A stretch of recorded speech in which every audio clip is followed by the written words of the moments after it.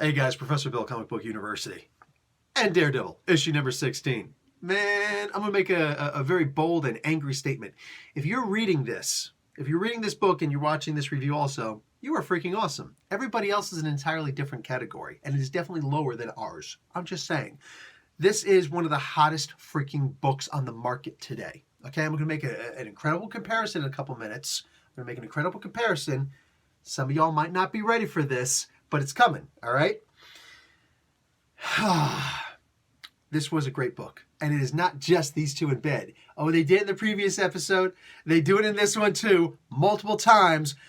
But believe me, that's like the minimalist of things going on. I'm also going to tell you about something that happens in the last panel of this book without actually spoiling the end of this book, all right? So there's a lot going on in this issue. Let's get talking about who made this comic book first, give credit where credit's due. Then we're getting into the book itself. So, Chip Zdarsky is the writer. George or Jorge Fornes, I'm not sure which one it's supposed to be. Sorry. Nolan Woodard on colors. We've got VC's Clayton Cowles doing the letters. Julian Totino Tedesco doing these beautiful freaking week by week, month by month covers that are just blowing me out of the water every single time. You make thumbnails easy, Julian. I'm telling you right now. Ryan Benjamin and David Curiel do the Marvel X variant cover. This is called Through Hell Part 6. So we saw in the previous issue, besides these two getting it on, that, what do you call it? They had to go and stop the governor from doing what he's doing because you have to go to the top, right? Well, sometimes sometimes the top is only what you can see. All right, you may look up and see, like the founding fathers. All right, well, before that, like the original settlers on this already inhabited land, they had this thing, the manifest destiny thing. They were looking out. They're like, okay, so the rule is, according to the crown, we can take as far as the eye can see. So I stand here, I look out, boom, I can see down to there. So they go all the way down there to mark their claim. As they do it, though, they're like, okay, but now that I'm here, I can see all the way down there. I'm not joking when I say this. This is actually one of the little stupid tricks that the settlers used to take over this land. So, what do you call that? That's basically what's happening here. Daredevil and Elektra think they see the top of this mountain. Actually, I think Elektra knows a whole lot more than Daredevil does. And usually I'm not a fan of the main character not being like the one to know everything. But the way that Zdarsky is doing this is freaking expert level. All right? This is like, it's over 9,000 what he's doing. Because Elektra is not letting on that she knows more. Although it's obvious that she does. You have to read the comic book to really get that, all right? So he looks up and he's like, the governor, this is the top of the mountain. We take out the governor, we're good. We're good. You know what I'm saying? But he gets to the top of the mountain and then he looks around. He's like, oh, shoot. This guy's barely a foothill. It's actually the rich who are legally bribing, yes, that's a real thing, our politicians. Shoot. So he finds out here really about the Stromwinds at this point. I believe that Elektra knew about this the whole time, but she's okay with going on this because she is leading Matt into something, all right? She has a plan. She needs him through that. He's all like, why did you come and rescue me? He asked that in a recent issue, right? We're finding out that there was a reason why she came to him at this particular moment, because she needs him for something. She even mentions at one point, you're the only man in the world who could do what you're about to do now. Yo, homeboy's getting played right in front of us. So, at this point, Daredevil really quickly has to go and confirm that the Kingpin isn't behind this, though. And he does this, and he's like, did the Stromwinds beat the crap out of you? Because I got a source, Elektra. It's funny, everything's Elektra, right? Who says that the Stromwinds beat you up like this and put you in the hospital like this. All he needed to do is answer the question. Everything that the Kingpin says, and he's laughing at him, and like it's great because he's just like, you were out. You were out. You got out. You're going to kill yourself over 4 blocks of city in Manhattan, man. Like, unbelievable. Well, in the city. He's going to kill himself over Hell's Kitchen. It's funny because we see that he's Daredevil. Elektra sees that he's Daredevil. Kingpin sees that he's Daredevil. Matt can't see that he's Daredevil. He's like, no, I'm not Daredevil anymore. You kind of look like Daredevil, man. You're doing Daredevil stuff. I love the way that this is being written. This is such amazing character growth, development, process, everything. Like, you are seeing a human being made, and we've been reading this guy for how many decades? Wow. So check this out. He goes after the Stromwyns with Elektra. And they go in and they're going to try and steal a bunch of money. And I'm not going to tell you what they're going to use it for. I don't want to give away the entirety of this book. I don't want to do that. But man, I could talk about this book for an hour with somebody. So they go in there to do what they're going to do. Now, mind you, Stromwyns, we've already seen. These are new, incredible players out there that are just like, holy crap. Holy crap. New arc villains that are bigger than the Kingpin in many regards, for now. For now. We're seeing these super villains. We're seeing the behind the veneer, all right? This is the Wizard of Oz being exposed, but it turns out he's not just this goofy old man. It's freaking Thanos, you know what I'm saying, with money. With money. When he does this, he ain't doing this. The Stromwyns, they're doing this. It's similar, but not quite the same.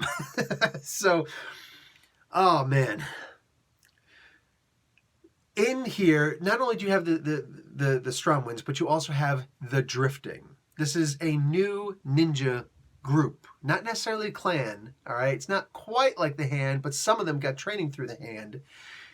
It's interesting. What are we seeing here? We're seeing Chip Zdarsky recreating the Marvel Universe, not by destroying the whole damn thing, but by starting off in 4 blocks of Hell's Kitchen. And he's eventually going to be like the living tribunal looking down on everything. The entire Marvel history the entire Marvel universe, I should say, is being rewritten by Zdarsky right now in these pages. And if you watch, you'll see it happening. Page by page, issue by issue, you're going to see him recreating the entire Marvel universe through these smaller characters. Through this incredible legacy. Did you read The Invaders? Did you see what got changed in there? Did you see what explanations happened in there? Professor X's involvement in Namor's lapse of memory all these years, the amnesia, rewriting or explaining what happened between Fantastic Four issue number 2, was it? No, issue number 4. I think it was issue number 4. And everything back in the days of Bill Everett. You know what I'm saying? Like, dude, this is amazing. This is amazing what's being written here. Here, really quick at the end, okay? I'm not going to get into too much here. First off, this is the next cover. I hate something about this, and it's the top part here. I got to wait until February 5th to see the next one. That's not cool, man. That's not cool. Like, I just had a week of, and now, whatever, fine. I'll wait for it. Of course I will. God damn it, Julian Totino Tedesco, man. So I think that's him. Anyway, so I'm not going to reveal what happens at the end of the book, but I am going to show you this. Because what she says is inconsequential. It says Matthew, written on the mirror. Now, Matt can't see that, right? But she gets out the shower and she decides to write this on the mirror. Matthew. Everything revolves around Matthew. I'm telling you, man, Elektra's got some plans. This is Chekhov's gun, all right? In writing, this is basically, you don't have something, you never put anything in theater originally. You don't put something in a scene without it meaning something later on, all right? If you put a gun in a scene on the play, somebody needs to get killed by that gun later on. You can't just randomly have that thing up there, all right? It doesn't make sense. It's got to mean something. And that's what I'm looking at here. She's writing Chekhov's gun on the wall, you know? Here's the comparison. This book here came out in this one's shadow, right? I'm partially okay with it because I'm reading both. I'm a little bit upset because I want more people to be reading this. I want more people to be able to jump on this book and to experience what I'm experiencing also, because this is absurdly amazing. Donny Cates and Chip Zdarsky are both doing very similar things, but they're doing it from very different approaches. You see, everybody's all over Donny Cates right now, and for good reason. But this dude, he's like Galactus, all right? He keeps on having Galactus in his stories because Galactus is freaking awesome. But he keeps on doing these amazing things, all right? Throwing all these big-time cosmic characters in, and he's just smashing through the entire universe and recreating things, right?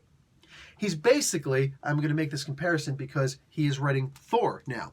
He's basically Jormungandr, the Midgard serpent, this giant freaking monstrous boom thing that like wraps or coils all the way around the earth with its tail inside of its mouth and is like, yeah, one of these days, I'm going to be the one that kills Thor. What up? Chip Zdarsky is not Jormungandr. He's not trying to wreck the entire universe to recreate it. No.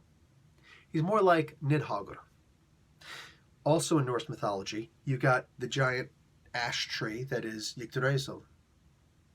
And you've got little Ratatoskr, the squirrel, all right, that goes up to the top and talks to this eagle and makes fun of it.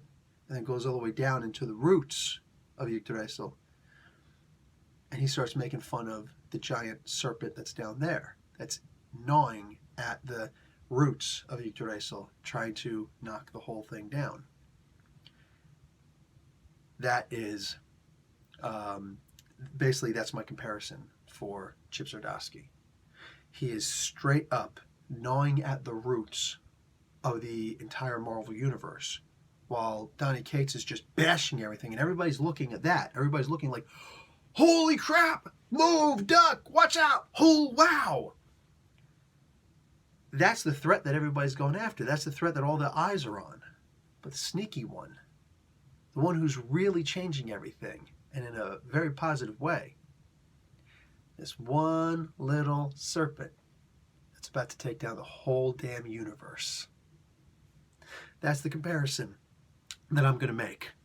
And this book is real. Like, this is the one that I looked at. I'm just like, damn, I see you right now, man. I see what you're doing. Get more people on this book. It's Daredevil, for the love of God. How are more people not reading Daredevil? Get people on this book.